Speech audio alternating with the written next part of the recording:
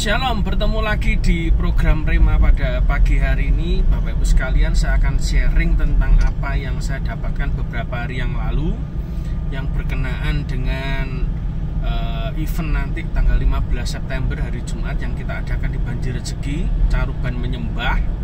Dan di situ nanti kita akan membuka portal surga. Saudara, saya percaya bahwa ada beberapa pesan-pesan penting yang Tuhan akan sampaikan di acara tersebut. Jadi saya mengundang Anda hari Jumat ya toh, jam 4 sore tanggal 15 September, masih pertengahan bulan yang akan datang. Tetapi Anda persiapkan diri, karena saya percaya akan banyak hal yang Tuhan akan kerjakan dalam gereja Tuhan di Caruban khususnya, dan juga di Indonesia. Bapak Ibu sekalian, beberapa waktu lalu ketika saya ini sebetulnya juga ada hubungannya dengan yang Caruban Menyembah nanti, tetapi saya akan coba potong dari sisi yang lain. Ketika saya jalan-jalan pagi bersama dengan istri, saya melewati sebuah rumah. Dan yang unik adalah di depan rumah itu ada buah delima. Setidaknya saya melihat ada dua rumah yang berbeda, jalan yang berbeda, itu memiliki dua pohon buah delima. Dan buah delima biasanya kalau yang umum itu adalah yang kulitnya hijau begitu ya, agak kemerah-merahan. Tapi yang ini merah hitam sekali gitu. Dan saya tertarik, saya coba untuk memetik buah itu. Karena saya digerakkan untuk metik, ya sudah saya metik itu aja. Sambil jalan-jalan saya perhatikan, kenapa ya kok orang Israel itu kok suka sekali menggunakan buah delima ini sebagai simbol gitu. Saya ini mulai bertanya, saya tidak terlalu mendalami, memang mungkin teolog-teolog yang menyaksikan program ini akan bisa komen di bawah.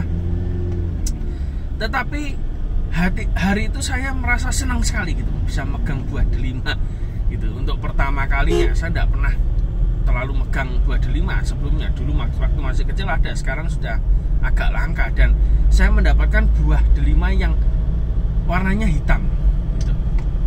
Dan semua buahnya memang hitam, jenisnya lain memang. Saya coba bertanya, kenapa ya buah ini menjadi simbol dari, salah satu simbol dari bangsa Israel, umat pilihan Tuhan. Lalu tiba-tiba saya gerak-gerakkan buah itu, dan lalu saya lihat dari atas, saya baru nangkep. Buah delima itu kan ujungnya ada kayak mahkotanya itu kan ya. Buah ratu, ini sebutannya buah ratu, the queen fruit ya toh. Itu di ujungnya buah delima itu ada mahkota. Dan kalau saudara lihat dari atas, saya kaget. Bentuknya itu adalah bintang Daud. Karena itu mahkotanya ada bentuknya, lincipnya itu 6 sisi istilahnya. Bintang 6 sisi. Jadi begitu saya lihat dari atas, oh mungkin ini ya. Jadi mahkotanya itu bentuknya itu kayak bintang Daud kalau dilihat dari atas. Kan bentuknya kan mahkotanya rodok mekrok begini. Kalau dilihat dari atas gitu kayak bintang Daud. Mungkin itu salah satunya. Tetapi ketika saya merenungkan tentang buah delima ini, tiba-tiba Roh Kudus mengingatkan saya firman yang pernah saya baca dulu, yang saya sendiri juga waktu itu tidak mudeng, yaitu tentang pakaian imam besar yang masuk ke ruang Maha Kudus ya. Kalau saudara pelajari jubahnya warnanya apa, tetapi yang saya soroti adalah dari jubah imam itu ada sesuatu yang unik, Bapak Ibu sekalian. Apa itu? Di ujung dari jubah itu ada kayak kelintingan gitu. Jadi imam besar itu, singkat cerita, kalau dia masuk ke ruang kudus, maka kakinya itu diberi tali. Yang talinya itu ujungnya yang megang adalah imam yang lain yang ada di luar gedung Bait Allah. Tujuannya apa?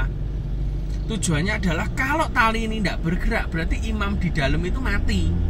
Dia pasti buat satu pelanggaran yang membuat dia mati. Makanya zaman dulu orang cari Tuhan itu susah sekali ya. Susah banget gitu. Nyawa taruhannya. Tapi kalau sekarang kan seenaknya sendiri bisa ya. Nah, kalau zaman dulu begitu, imam besar tuh kakinya dikasih tali. Tetapi tanda kedua selain tali adalah jubah dari imam besar itu, ujung jubahnya mereka itu diberi kayak kelintingan, lonceng kecil-kecil ya toh. Tetapi yang unik adalah di antara susunan lonceng yang kecil itu adalah buah delima, replika buah delima yang kecil-kecil, dibuat kecil. Jadi kalau boleh saya gambarkan, ujung dari jubahnya imam besar yang masuk ketika melayani di ruang Maha Kudus adalah lonceng kecil, replika buah delima, lonceng kecil, replika buah delima, begitu terus seling-seling, muter seluruh jubahnya. Jadi selain fungsinya lonceng itu supaya bunyi kalau di hari luar didengerin, oh masih bunyi berarti imam besarnya masih hidup. Sampai prosesi selesai, imam besarnya keluar berarti lolos, hidup. Tapi kalau sudah tidak bunyi loncengnya, mati di dalam pasti. Dan talinya tidak bergerak, pasti mati. Akhirnya apa? Tidak mungkin imam-imam yang lain itu membawa jenazah imam yang besar itu masuk ke ruang Maha Kudus. Pasti mereka juga mati. Maka fungsi tali yang diikatkan di kakinya imam besar itu adalah menarik jasad imam besar yang mati tadi. Kalau mati gitu. Tetapi tiba-tiba Tuhan ingatkan saya, kamu tahu enggak, ujung jubah dari imam besar yang melayani di ruang Maha Kudus itu kenapa dibuat berseling-seling? Buah delima, kelintingan, lonceng kecil, buah delima, lonceng kecil, buah delima, lonceng kecil. Tuhan tuh tiba-tiba mengingatkan saya tentang buah roh. Ada karunia roh, ada buah roh. Lonceng itu Tuhan bicara tentang karunia roh. Orang berkarunia, nubuatan, penglihatan, gitu, dan lain sebagainya. Itu karunia, lonceng. Tetapi ada buah roh di tengahnya. Lonceng itu akan berbunyi kalau bersentuhan dengan buah. Betul kan? Susunannya kan lonceng buah, lonceng buah, lonceng buah. Lonceng itu akan berbunyi ketika bersentuhan dengan buah. Kekristenan yang benar adalah berbuah. Ketika engkau ada buahnya, maka loncengmu akan bunyi. Hari-hari ini banyak yang salah kaprah. Orang Kristen kejar karunia, orang Kristen kejar istilahnya kesaktian tanda kutip, tapi mereka tidak berbuah hidupnya. Mereka jadi sandungan. Saya tidak mau Anda menjadi pendoa hebat tapi karakter saudara jelek. Saya tidak mau Anda menjadi pengkhotbah hebat tapi karakter saudara tidak karu-karuan. Tuhan tidak suka. Karena itu di Banjir Rezeki yang dididik pertama kali adalah Anda harus punya buah. Pelayanan di Banjir Rezeki, orang bilang tidak masuk akal. Bagaimana sebuah persekutuan kecil, ya toh, yang tidak ada persembahan sama sekali, tapi kok didatangi oleh nabi-nabi dari bangsa-bangsa. Itu buat saya itu lonceng. Itu lonceng. Karunia itu. Ya, kok sampai nabi-nabi dari luar, dari Afrika nanti sore datang, minta datang. Loh kenapa? Bukan karena saya enggak punya akses, nomor telepon enggak punya, kenal juga enggak. Tapi tiba-tiba ada orang yang membawa dia untuk ke Caruban, ke Banjir Rezeki. Hanya di Banjir Rezeki. Saya percaya bahwa itu karunia, itu lonceng. Dan memang orang-orang yang hadir di Banjir Rezeki pelan-pelan mereka mulai diubah Tuhan. Loncengnya mulai berbunyi, ya. Lonceng itu istilahnya orang dengar tuh sampai orang luar tuh sampai dengar Banjir Rezeki itu ada pendoa, ada penglihat, sekarang ada nabi-nabi ya, atau yang dimunculkan. Ya kenapa? Ya karena itu lonceng. Tetapi saya tidak puas sampai pada lonceng. Lonceng hanya akan berbunyi kalau bersentuhan dengan buah. Nah buahnya apa? Nah seperti saudara lihat, kita persekutuan doa itu baru 2 tahun. Masih sangat muda, kita ini baru belajar, ya toh. Bocil katanya. Beda dengan persekutuan lain yang sudah belasan tahun, sudah puluhan tahun. Tetapi maaf, yang saya tekankan adalah buah. Dan semua buah yang muncul di Banjir Rezeki, saya pastikan bukan inisiatif manusia. Saudara cek dengan orang-orang yang ikut ngelesi, ikut melayani, ya toh. Cek, tidak ada usaha manusia sama sekali. Kenapa? Karena pelayanan-pelayanan yang ada, yang muncul, yang sekarang sudah ada beberapa pelayanan itu, diantaranya bimbingan belajar SD gratis, bahasa Inggris gratis, musik piano gratis, gitar gratis, ya toh, dan lain sebagainya itu lahir bukan dari inisiatif manusia. Tuhan itu pakai caranya sendiri untuk menumbuhkan itu. Beberapa pelayanan yang kita rintis dengan ide kita malah mati. Tetapi ketika saya sadar pelayanan buah itu muncul bukan karena kekuatan manusia, Tuhan.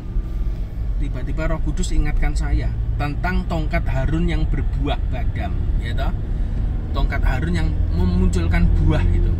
Tongkat yang memunculkan buah itu siapa? Tuhan. Makanya saya tidak terlalu memaksa kita harus berbuah, tidak. Pertumbuhan dan buah itu datangnya dari Tuhan, bukan dari sisi kemanusiaan dan kedagingan kita. Tidak bisa diusahakan itu memang. Karena itu pelayanan di Banjir Rezeki yang muncul sekarang, termasuk pelayanan kesehatan itu muncul bukan karena kekuatan manusia. Kenapa? Itu murni 100% dari Tuhan. Yang bayari duitnya juga Tuhan. Karena ada buah bersentuhan dengan lonceng, bunyi. Makanya terdengar sampai mana-mana. Sampai di Madiun Kota pun saya kapan hari dengar ada teman saya yang cerita lucu sekali. Jadi dia diceritani sama temennya yang lain gitu, ceritanya ngobrol-ngobrol. Temennya ini ngomongi teman saya itu, "Kowe ngerti gak saya kiring caruban? Ono apa? Ono pendeta Edian, nggih persekutuan ra narik persembahan tapi ngekeki mangan," katanya. Ya, ngasih makan. Itu yang dimaksud saya gitu. Jadi ada pendeta gila di Caruban, ya toh, tidak narik persembahan jemaat, bikin persekutuan, tapi kegiatannya makan terus, ngasih makan terus, ngasih les terus, duitnya tekon di gitu. Orang-orang tuh sampai berkata begitu. Dan saya ini tiba-tiba ingat perkataan Pak almarhum Pak Yusak Cipto. Kalau orang lain belum nyebut kamu orang Kristen gila, berarti kamu belum Kristen. Dan itu saya imani dan saya yakini. Kenapa? Saya sudah disebut pendeta gila, bukan orang Kristen gila, pendeta gila. Ya toh? Artinya apa? Berita ini, lonceng ini, karunia ini sudah soundnya itu, suaranya itu sudah terdengar sampai mana-mana. Bahkan sampai Jakarta kita memberi makan. Nah Bapak-Ibu sekalian, saya mau cerita tentang berbuah yang tidak diusahakan dengan kekuatan manusia. Beberapa waktu lalu saya pernah kesaksian bahwa kita dikirimi buku 1 truk gitu. Kita dikirimi 1 truk. Lalu saya mulai bagi-bagikan ke beberapa gereja, ya, karena itu buku bacaan anak-anak. Jadi saya share ke beberapa gereja, saya drop gitu. Dan masih ada sisanya. Tiba-tiba dalam hati saya bilang, Tuhan ini kalau sisa ini berarti sesuai dengan mimpinya Tuhan. Saya tidak mau pakai mimpi saya, mimpinya Tuhan. Mimpinya Tuhan tuh mau kita tuh punya pusat pendidikan, karena sudah ada les ini, les itu, dan lain sebagainya. Waktunya bangun PAUD. Di mana? Di Banjir Rezeki lantai 2. Itu tempat kita pusat pendidikan. Nah, bukunya sudah ada. Dan nanti September, kalau saudara hadir lagi, itu nanti kita akan di-drop oleh salah satu distributor sepatu di Surabaya yang dia keliling sampai keluar pulau. Itu ngedrop 36 pasang sepatu untuk anak-anak yang ikut les gratis di Banjir Rezeki. Entah itu les gitar, les piano, les bahasa Inggris, les bimbingan belajar pelajaran SD gitu. Mereka dikasih sepatu gratis oleh orang yang diberkati Tuhan di Surabaya, karena dia ngerti pelayanan kita. Saya hanya berpikir dalam hati, Tuhan, ini kalau sudah ada buku, sudah ada sepatu, ini habis ini mesti PAUD-nya jadi, mesti ada yang kirim seragam. Saya cuma ngimani gitu. Kenapa? Karena itu semua duitnya bukan dari saya. Sedang saya mikir begitu, ada seseorang yang tiba-tiba ngubungi gitu. Yang intinya adalah bukunya kan sudah banyak. Lalu saya sharing, buku ini rencananya mau tak buat perpus gitu. Lalu orang ini tanya, lah butuh dana berapa? Sekian juta untuk beri rak lemari aja. Kalau karpet kita sudah punya. Jadi kita butuh sekian juta untuk mendatangkan rak-rak buku, ya semacam kayak perpus gitu, untuk kita taruh di lantai 2. Tiba-tiba orang ini ngomong, bukulan depan gas, aku yang bayari. Wih, kaget saya. Bener? Iya betul.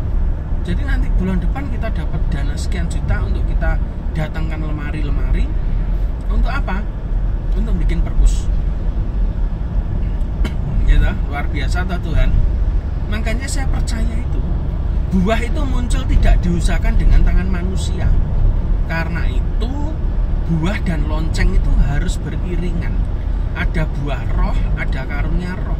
Jangan sampai kita jadi gereja yang cuma berkarunia, tapi buahnya tidak ada sama sekali untuk masyarakat. Saya tidak mau. Sekalipun kita bukan gereja, kita hanya persekutuan biasa, tetapi buah kita itu loh, kalau dihitung-hitung secara manusiawi, itu sudah dinikmati ribuan orang di Caruban. Kenapa? Karena pengobatan gratis kita yang di gedung Ethos, ya toh, itu sudah memberkati sehari 600 pasien. Bayangkan, sehari loh 600 pasien dikali 6 hari kerja, Senin sampai Sabtu, berarti sudah 3.600-an pasien. Lalu makan gratis kita hampir 300-400 orang tiap hari Rebu yang ada di Banjir Rezeki, ya toh, yang dikomandani oleh Bu Susi itu. Jadi kita sudah ngasih makan 300-400 orang tiap hari Rebu. Belum les gratis SD hari Selasa Jumat, belum lagi les Inggris tiap hari Rebu, belum lagi tiap Kamis les piano, belum lagi hari Sabtu les gitar, ya toh. Itu sudah berkati buahnya orang, ribuan orang. Padahal kita persekutuan kecil, isinya orangnya juga itu-itu aja, duitnya ndak ada, tapi bisa berkati ribuan orang setiap minggu. Itu kalau ndak Tuhan, saya angkat tangan. Ndak ada kekuatan sama sekali. Mimpi-mimpi yang mati itu dimunculkan Tuhan dengan cara Tuhan yang ajaib, dan itu jadi buah. Karena itu kita sudah pada track yang sehat, track yang sebenarnya yang Tuhan mau, yaitu karunia itu juga dimunculkan di dalam diri jemaat-jemaat Tuhan yang hadir, tetapi juga buah itu juga akan muncul, akan terus melayani, kita akan terus menjangkau, kita akan terus berbuat untuk banyak orang. Saya punya mimpi, tapi nggak ngerti ini nanti diselaraskan dengan mimpinya Tuhan. Makanya saya nunggu kehendak Tuhan nanti waktu kita ibadah present worship full pada tanggal 15 September. Saya mau cari kehendak Tuhan di sana. Kalau saudara punya pergumulan silakan hadir. Kita nggak ada khotbah, pujian, penyembahan, nyembah Tuhan entek-entekan, istilahnya begitu, pada tanggal 15 September nanti. Nah, Bapak Ibu sekalian, saya berdoa nanti kita ada sembako murah gitu, yang akan kita bagikan kepada masyarakat, ya. Saya pengen ada acara itu juga untuk memberkati banyak orang, ya. Jadi ini waktunya untuk kita bekerja, ini waktunya untuk kita bergerak, bersinergi. Gereja manapun silakan join, ya. Jangan khawatir, persekutuan di Banjir Rezeki itu tidak membuat jemaat Anda pindah, tidak. Tapi malah membuat jemaat Anda kaya, diberkati, ya. Membuat jemaat Anda sehat tanpa sakit, ya, gitu. Tapi kalau pindah-pindah jemaat sampai hari ini tidak ada tuh yang pindah-pindah jemaat, malah kita baptis orang, kita ngasih ke jemaat setempat, gitu, ya. Kita beberapa orang yang minta baptis, beberapa orang yang bertobat, ya kita arahkan ke gereja yang terdekat dengan rumahnya dia, malah yang menuai gereja, ya toh, malah enak toh. Nah gitu. Jadi ayo kita sama-sama kerjakan Caruban. Saya percaya waktunya sampai 2025. Itu kita harus kebut gitu sebelum goncangan besar terjadi, dan memang harus terjadi. Tapi saya percaya lawatan Tuhan itu akan terjadi dalam kehidupan kita semua. Ingat, berbuah dan berkarunia, berkarunia dan berbuah. Karunia itu muncul ketika kita berbuah, ya, bersentuhan dengan buah. Yang penting buahnya dulu, ya. Jadi orang Kristen harus berbuah, sifatnya yang baik, hatinya yang baik, mulutnya yang baik, pikirannya yang baik terhadap orang lain, ya. Jangan suudon, belajar husnudon, ya. Tuhan Yesus memberkati.